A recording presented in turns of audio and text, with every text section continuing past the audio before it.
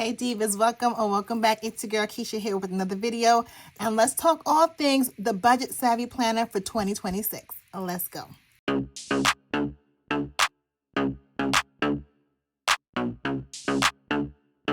All right, Diva, well, she is here, the Budget Savvy Planner. I absolutely took my time to curate an amazing, undated planner. I loved my Budget Savvy Planner for 2025. And for those of you who purchased it and are enjoying it, you're going to love the upgrades that I made for the 2026 version. So not too many things have changed. I just tweaked a few things, but I think the small changes will have a big impact. So let's get right into it. So first things first is the cover. As you can see, we have a beautiful heart, the Budget Savvy Planner. And for the theme for 2026, for me, and I'm hoping for you, is that I want us to fall in love with our money. I want us to treat our money just like we would do anything else that means something to us. So this is like a love letter to our money. We're gonna put the work in, we're gonna take the time, and we're gonna do the things that are important for us to have the life that we wanna live. So the heart symbolizes love, and I'm just, hopefully you will see that through the planner, all the different inserts and worksheets that we have in here to help ease the burden of budgeting. You know, I always say budgeting doesn't have to be boring. So all of those things, I really put thought and attention to that, and I hope you can see that. So let's get into her. So the first page is the Budget Savvy Plan. I think that's so cute. You have this budget workbook belongs to, and then you'll have your name right here. So this is the welcoming page. Then we'll go right into a dot grid. There are a few places in the planner that I threw a dot grid page in here. So whether you want to add anything else besides your name, passwords, like whatever you want this to be, this is really just an empty space for you to be creative. And during Vlogmas, when I'm moving into the planner in December, so if you're watching this in November, you'll see me do small videos as I'm setting up different parts of the planner. I'll show you what I plan on using these extra spare pages for. Then we just have a calendar here. Even though this is undated, I always like to include a calendar so it's easy for you to reference. And because it's a disc planner, you can pull it out as you're setting up your monthly spreads just to reference the dates. Just a really good, pretty much a calendar key, okay? Next, I always love to have this page. It's the money routine. Like, what should we be doing with our money every single year, quarter, monthly, weekly, and down to the daily? If you're new to budgeting or you don't really have a strong budgeting routine, this is a very good page for you to reference and see what we need to be doing. So like I mentioned, in December, I'll be setting up my annual activities, which is establish my annual savings goal, establish my annual debt payoff goals, and identifying major events, travel, or purchases. So this is what we're going to be really focusing on as I set up the budget planner and so forth and so on. So I just love this reference page. So this year, I'm really going for a minimal look. Giving it a clean look is really what I went for this year. It is black and white this year. Last year, it was pink. The downloadable version will still be offered in pink if that's the color you want. But if you order a hard copy, you will get it in black and white, okay? So we are first gonna head to the goals tab here. Each of the sections are labeled for ease, and the page dividers are cardstock. So this is goals. So this is a new page that I added, annual budget review. Now this was in the previous planner as well, but I like lines, girl. I like good lines. It just makes it easier for me to jot things down. So you can write down all of the major expenses you're gonna have during the particular calendar month, right? So January, maybe you have a birthday, maybe you do it really big for New Year's, maybe you're traveling, etc. For me, I know February, I had to pay my HOA dues. April is an expensive month for me because it's my twin's birthday, my husband's birthday. That's typically spring break. For 2026, May will also be busy because my oldest son is graduating 8th grade. So we might want to do special. June and July, maybe you may have a summer vacation plan or something going on. This will help you get an overview of the things you have coming up this year. Birthdays, even if you're not going to spend a lot, maybe you just want to be reminded of someone's birthday. You want to buy them a card or a small gift, anything like that. So I absolutely love this page. And then we have another dot grid, but right over here to the right is our annual goals. This is another sheet that I kind of reworked for it just to flow a little better. So my thought with this page was that this would be your annual goals, and over here can be your vision board or something like that if that's what you wanted to do, or maybe there's some other goals that you couldn't fit in here.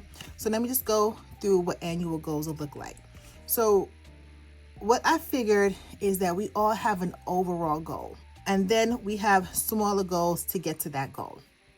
So let's just think about, let's say your overall goal is to be financially free, and you have to, and I really want you to think about this. I mean, when it says write your main goal, this really is like your why. Like, why are we budgeting? Why are we doing all the things, right? Because you want to be financially free, to travel at your own leisure, to have a debt-free life, to support your parents, like whatever your why is. Like, why are you starting this budgeting journey? That'll be your main goal. And then you have these four smaller goals to help you get to that goal.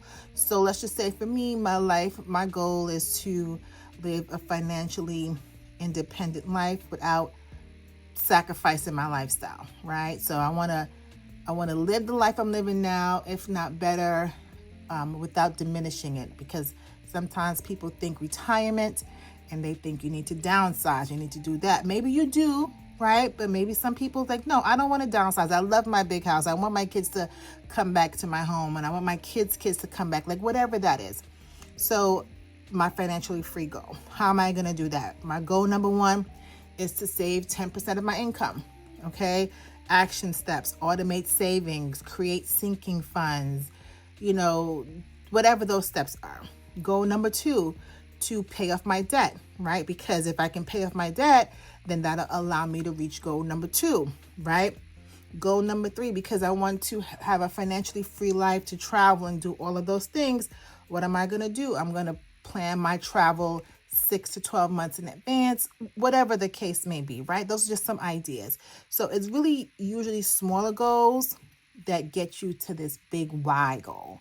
And I thought this would be a better representation than having just a bunch of goals, 1, 2, 3, 4, 5, 6, 7 goals, if we don't know our overarching why. So I know I spent a little bit of time on this page, but this really sets the tone. So something you can reference. I usually reference mine every quarter to make sure that the steps I'm doing every month is aligning with me reaching my annual goals. And then we have another dot grid sheet here. So next we're in the tracker section, as you can see here. So I absolutely love this. This is like really where the work goes down. Well, this is really the setup to help you see what you have going on.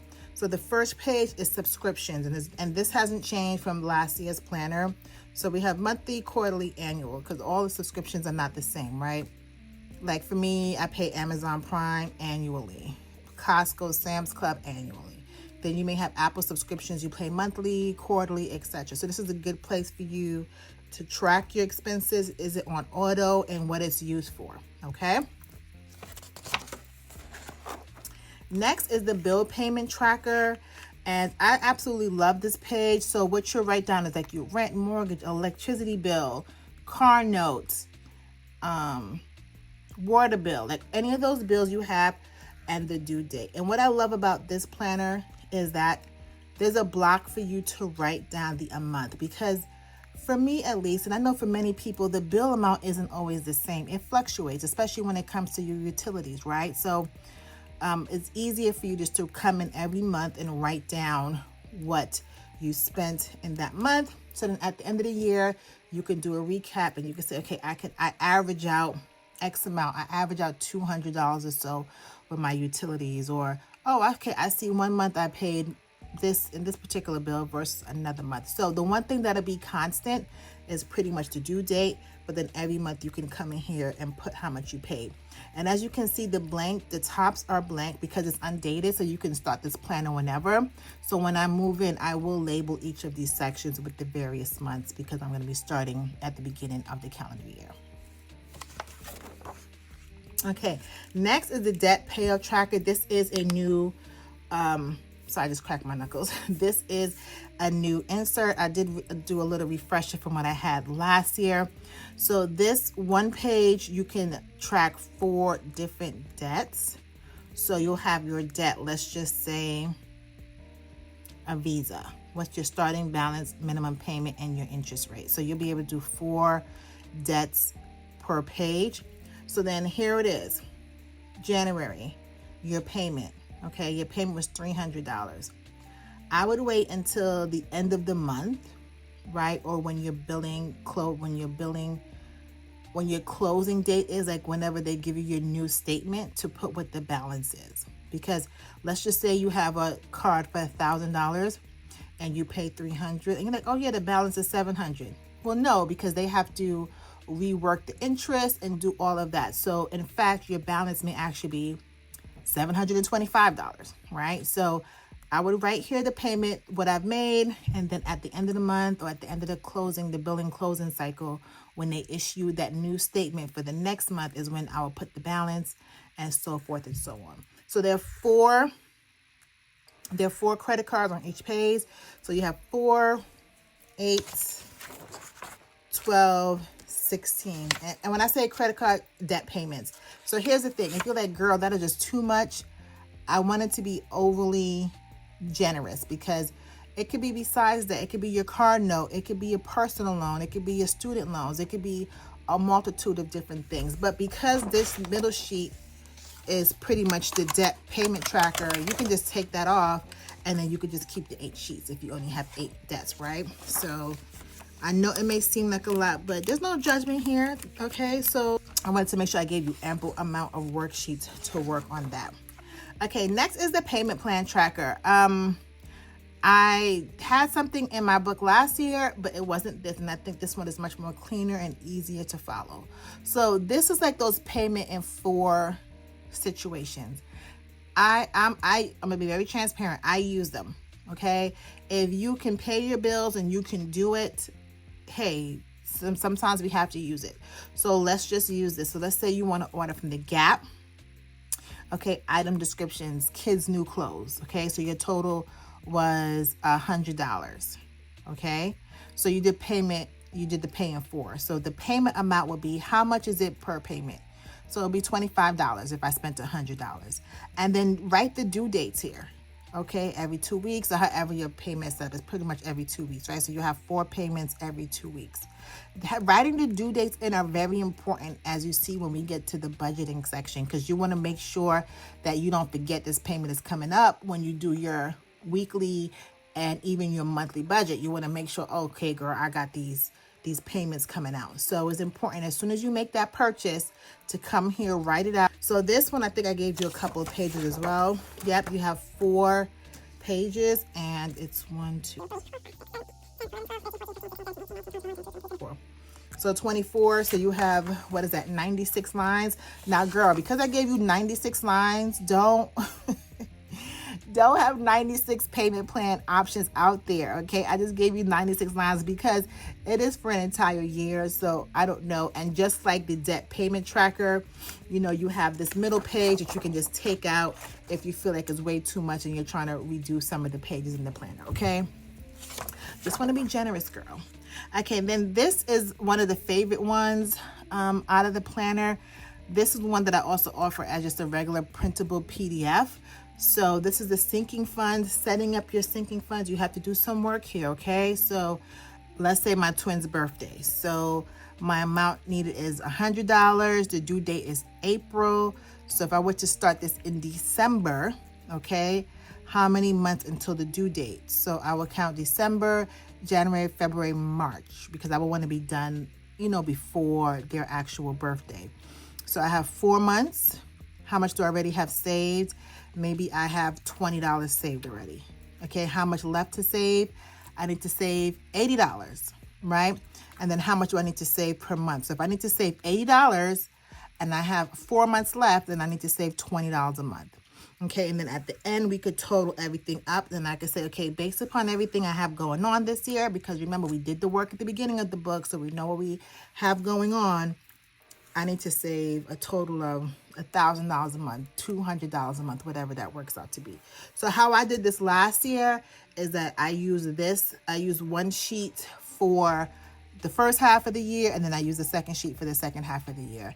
And I also like to split it up like that because that also helped me reduce how many sinking funds I had going on one time. So I restricted myself to the amount of lines on this one page because sinking funds can get out of hand because we do have so many things going on. So the lines definitely helped. But again, you'll see me set that up for 2026. Okay, the next tracker, and this is what you guys usually see when I'm doing my monthly count to see how much I've saved for the month. So this is my categories. So this is for my sinking funds and savings challenges. I will just list all my categories. So going back to the twins, I'll put the twins' birthday. My starting balance was $20. So did I add or did I take anything out that month? And then what I'm starting the new month with. Again, because this is undated, up here is all blank. But when I'm setting it up, I will come in and fill in the months. So you get 2 pages of this. You get 6 columns here, and then 6 columns on the other page as well. Okay, and since I'm already in this position, then we go to the yearly spending tracker where we put our budget categories, and I'll show you that page in a second. So how much did you spend in each budgeting category each month? That'll make sense when I go through the budgeting category with you. But again, it's another way for you to track your expenses. And you have 2 of those sheets here, okay? Okay, and then we have a dot grid because if there's something else you want to track that's not in here. And again, this is a disc. This is a 8.5 by 11. This is large, regular. This is a regular size paper, Happy Planner big. You know, so if you have other things you want to track, insert things you want to create on your own, feel free to pop them in here. And one thing I did last year is I think I set this up like as a business income tracker.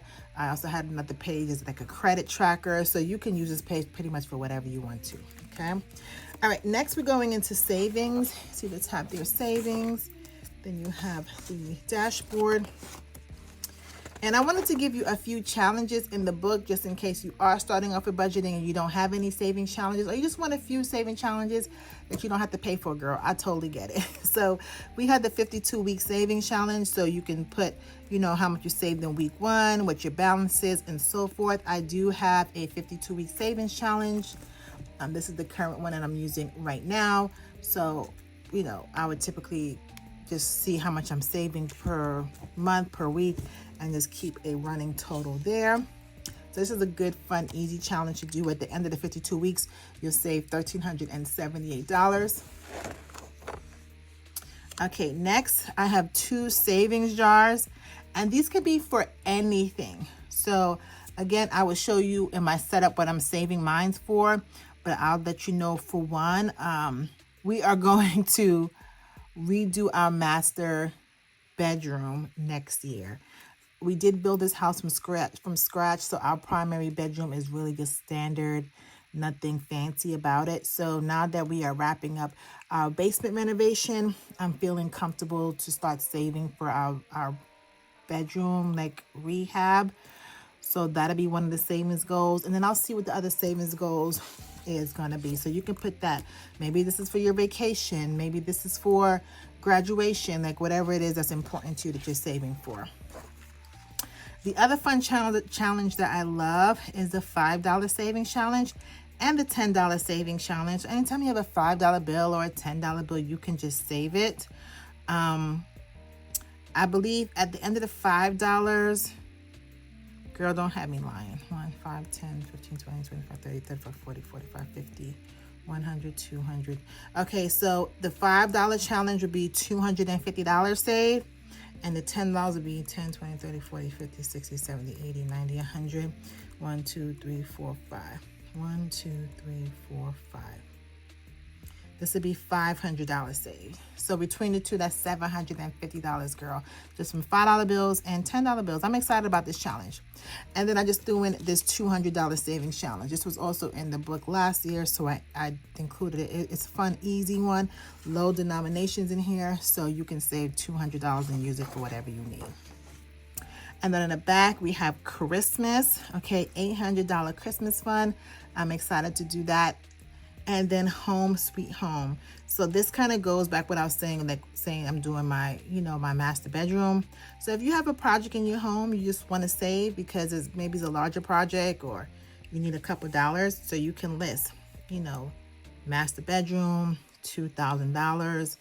And you add up all the icons. Each icon is going to be $25. So every time you save $25, you color in one of these icons. So I'm excited to set these up and get these going as well. Okay, the last prep work or, the admin section of the workbook is the finance section.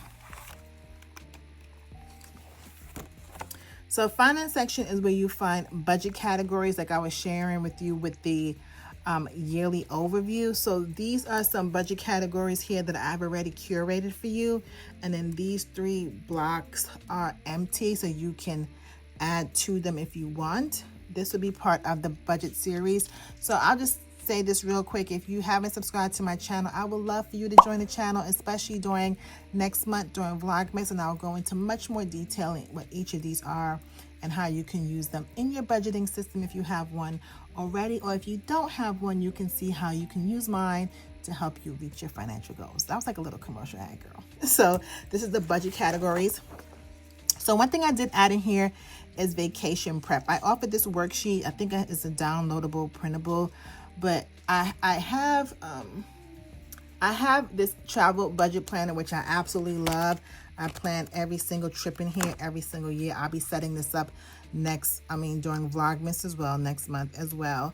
So, but before we get to this is when I'm actually budgeting a trip, like it's already been established. I know I'm going somewhere, so now I just have to get the numbers right. But what about the prep work? Like, what about you're just trying to figure things out? Like, okay, I know I want to take my kids on spring break, but we can go to Florida, we can go to Disney, we can stay home, we could do a staycation at a hotel. Like when you have all these ideas of vacation and like, how do you put pen to paper and figure out what works for you? So this vacation prep section, I think is perfect. So you have the travel dates, type of trip, family, solo, business, how many people, and then what is your budget? Okay, you can determine this after you do the work. Like, okay, I was thinking I could take this family of 5 away for $1,000, but after I do all this work, I clearly need to increase my budget, or this is not a trip I could do because my budget is only $1,000. Okay, so the first one is accommodations. So then you have 3 different sections to write down, because again, let's just use Florida because people like to travel to Florida. So maybe there are 3 different hotels. You have a Hilton hotel, you have a Marriott, you have an IHG hotel. So you have 3 different properties to figure out, okay, I looked up all of these properties. This is how much it's going to cost me. This is the nightly rate. Okay, this one, parking fees included. There's no resort fee. Like all of those little things, those hidden costs that increase what we believe accommodations is going to be. So this right here is where you can work out which property makes sense for you. Okay, then you have an excursion. Let's just use Florida.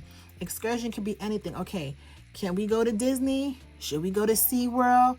Do we have to go to Busch Gardens? Okay, so again, just getting the price for each of these different things to see, all right, what can my budget do? What can I do within my budget, and how that works.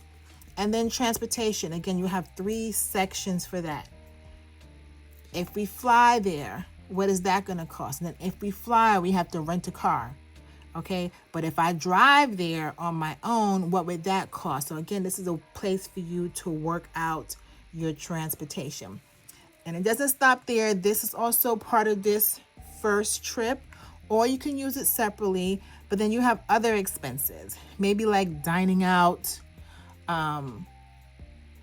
hooking up with your family, whatever the case is. So you have 2 blank boxes for other expenses.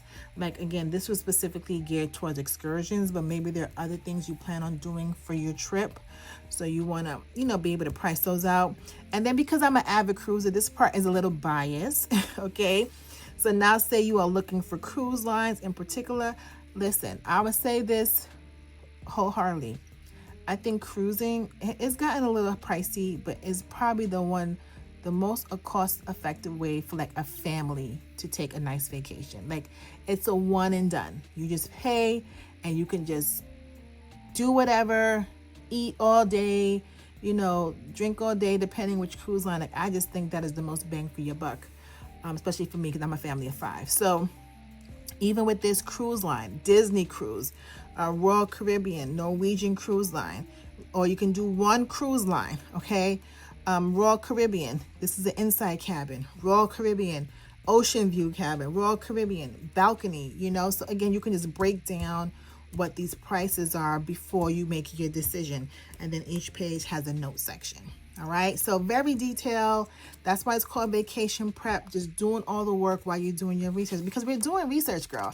If you're watching this budgeting video, you are doing the research. So I'm just giving you a place to put it instead of on a sticky note, and then you can never find your sticky note because you have 50 million sticky notes. Trust me, I've been there. So I give you 2 sheets, 2 of these to plan, and this is available for download. So if you're like, no girl, I need more worksheets than this, you can print it out for $2 and you can add more prep sheets to this. I personally will probably add more because I try to do at least 3 to 4 trips a year, and then there's like little in between stuff that we travel on. And then we have a note page. So instead of a dot grid, it's line pages, so you can write whatever you want.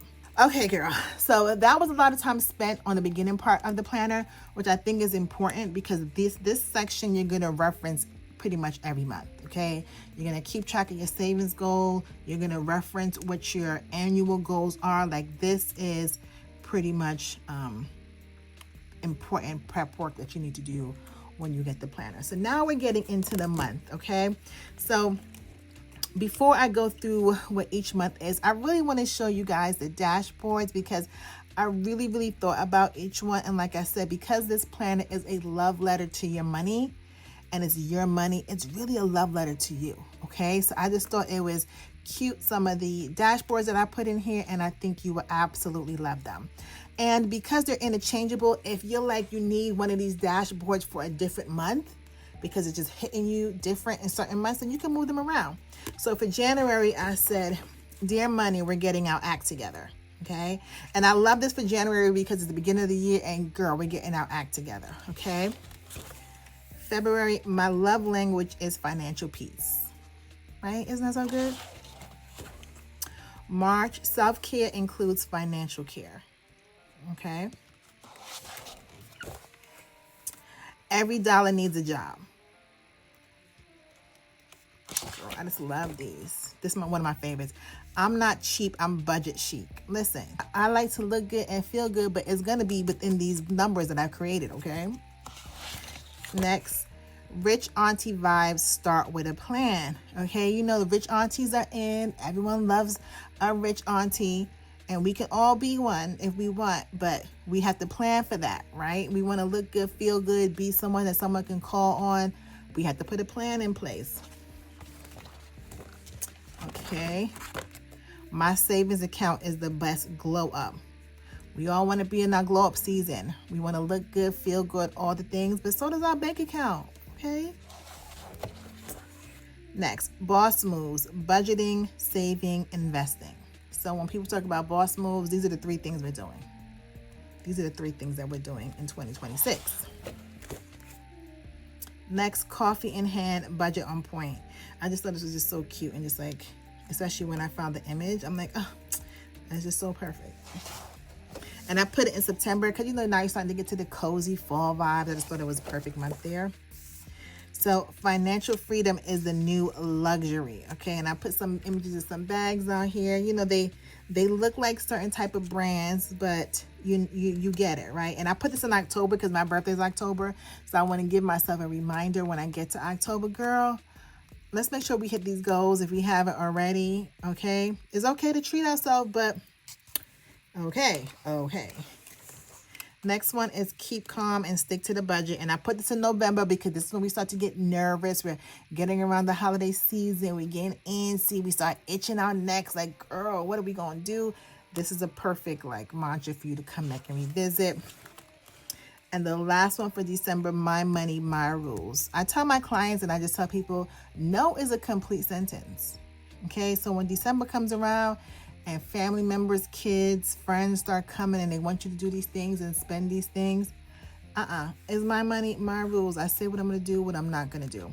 So I just absolutely love these dashboards, and because they're minimal, if you are an artistic girly, you can color them in, you know, all of those things. I might color some in. I don't know, girl. I don't know. It depends how I feel. And that's why I said it just depends what you have going on that particular month. You might want to move some of the dashboards around because some of them may be hitting you different months. Okay, so now that we got through the fun stuff, let's get to the work, to the meat and the potatoes of the planner.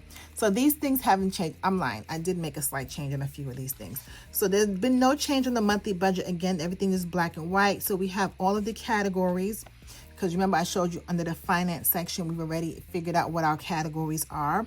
So these are the categories. So you come here and you do your monthly budget. Again, you know, I'll walk you through that as we get to the sections in a separate video. So now we have the monthly tab. So the two changes that I've made from the previous planner is that on the tab here, I used to have like a to do, to buy, like it was prompts, but now it's just blank. You could put whatever kind of list you want here, whatever kind of notes you want here. With the major expenses over here, I had this before previously, sinking funds. I had a yes and no, but I didn't have amount saved, because yes, I have sinking funds, but I may not have the full amount.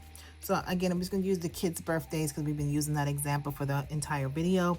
So let's say my twin's birthday, April 1st, I want to spend $1,000.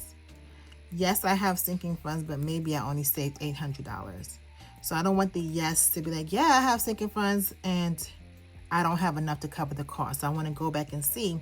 And capturing this data will help me realize that, okay, on average, I'm spending $1,000 on the kids. So I need to one, see if I'm overspending, or two, figure out a way to save more. Okay. So that's an addition. And then for the monthly financial goals and action steps, it was just an open block. And like I mentioned before, that I really like lines. So I went ahead and added lines in here just to make it easier for you to write on. Okay. Okay, let's go to the paycheck breakdown. This section is the same. We haven't changed anything. Income, your bills, variable expenses. This is your groceries, gas, eating out, all of the expenses that you can control on how much you spend. Then we have our sinking funds and savings challenges if you're going to save anything this particular pay period. And then down here, if you have additional funds, are you going to put it towards debt, towards savings, like what are you doing with your leftover funds? Because we just talked about every dollar needs a job. So this is one of the biggest changes here, the cash envelope breakdown.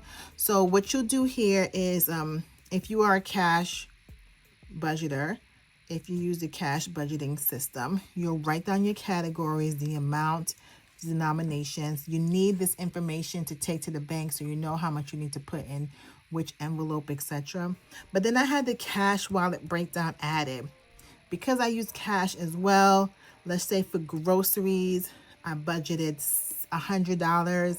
I spent $96. That means I have $4 left.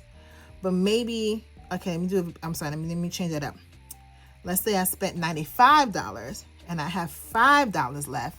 So for the notes, I'm going to put $5 to savings challenge, because we had that $5 savings challenge going on, right? So if I have $5 left, maybe I want to put it to that. So that way I can see what I'm doing with my money. Or I have 100, I only spent 50, so I have 50. So my notes is roll over. That means I'm going to use it for the following week. Okay, because I didn't need as many groceries this week or whatever, but I need to keep my money because I am going to be spending it in the future. So I absolutely love this way I broke this down, kind of changed it up. And even if you're not a cash budgeter, okay, even if you use your credit card, this will still work for you, because you still need to budget your groceries, gas, eating out, all of those things on your card. So you still put groceries, the amount you spend, like you still go through the same motions. You just won't have physical dollars, okay? But you still need to budget. Budgeting is not just for cash people, okay? It's for all people. If you automate, if you are a credit card user, if you use your debit card, like whatever that is, you can still use this process, okay? And then, you get 5 of these each month. 5 paychecks each month. Okay, because it is undated. And then you get the expense trackers, because we're not going to do all that work setting up a budget and then not track our expenses, girl. We need to make sure that the things that we are doing is in accordance to the budget that we just created. So you have 5 pages of expense trackers. And then one of my favorite parts here is the weekly check-in. So this is how you'll get to that category, that yearly category spreadsheet. So after you do your expense tracker, and I have tons of videos on doing this, but I will have some new ones in December.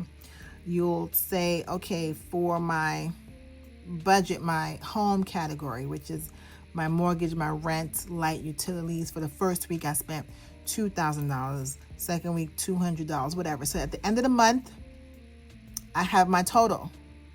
So then now I just flip over to that yearly tracker and I say, okay, for home, I spent $2,000. Okay, so once you're filling in this weekly check-in worksheet and you get your monthly total, all you have to do is transfer this number over to the yearly tracker. So that way the yearly tracker is just a snapshot of what you're spending in each of these categories. Okay, and the same thing is every single month, because budgeting is redundancy. So you'll get the same thing every single month. And again, it's undated. Everything is undated.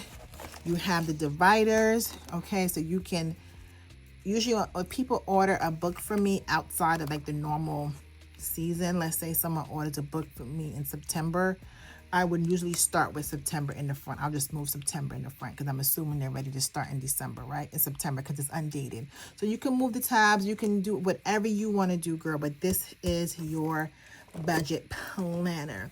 And then on the back, I just put this here with love, because not only was it made with love, but we are having a love fest with our money in 2026.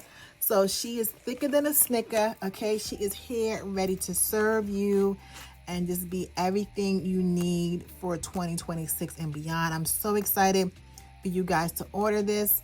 And depending on when you see this, I'm sure she's on sale for the holiday season, so you don't want to miss this, especially during, you know, Black Friday and all of those things.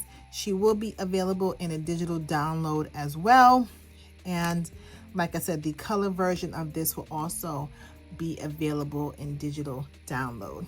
So if you stay to the end and you haven't subscribed, I would love for you to subscribe. And also tell me in the comments, what is your favorite part about this planner? Like, what do you love about this planner? Please tell me. I would love to hear your feedback. I'm so excited to use it, and I'm so excited to share it with all of you. The link for this is live, available now. Link down below. So thank you so much. And like always, I'll see you in the next one. Later.